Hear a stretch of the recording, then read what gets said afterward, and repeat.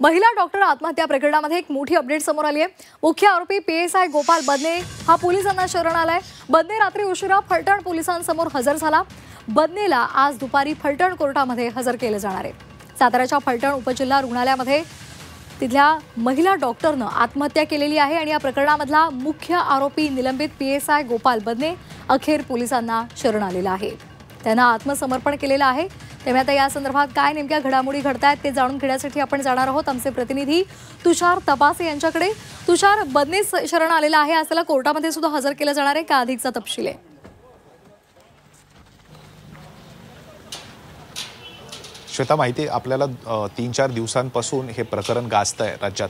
एकूणच जी युवती डॉक्टर युवती आहे तिची आत्महत्या झाल्यानंतर तिच्या हातावर जे काही लिहिलं गेलं होतं त्यानंतर तपासाची चक्र जी फिरली त्याच्यामध्ये मुख्य संशयित आरोपी म्हणून पीएसआय जो आहे गोपाल बदने याच्यावर होती आणि त्याच्या अनुषंगाने पोलिसांनी अनेक पथकं तयार करून त्याला शोधण्याचा प्रयत्न सुरू केला होता। मात्र काल रात्री उशिरा तो स्वतः फलटण ग्रामीण पोलिसांना शरण आलेला आहे आणि त्यानंतर रात्री उशिरा त्याचं मेडिकल देखील करण्यात आलेलं आहे। खरं तर पोलिसांवर दबाव होता कारण मुख्यमंत्री देवेंद्र फडणवीस आज फलटणमध्ये आहेत आणि आज विविध विकास कामांचं उद्घाटन या ठिकाणी होतंय आणि असं असताना या संबंधित जे प्रकरण घडलं होतं याच्यामुळे राज्यात काही ज्या टीका होत होत्या गृह विभागावर असतील त्याचबरोबर पोलीस विभागावर असतील त्यानंतरनं कुठेतरी या दबावातूनच हे लवकरात लवकर ह्या प्रकरणातील आरोपींना अटक होणं गरजेचं होतं आणि ते आता झालेलं आहे।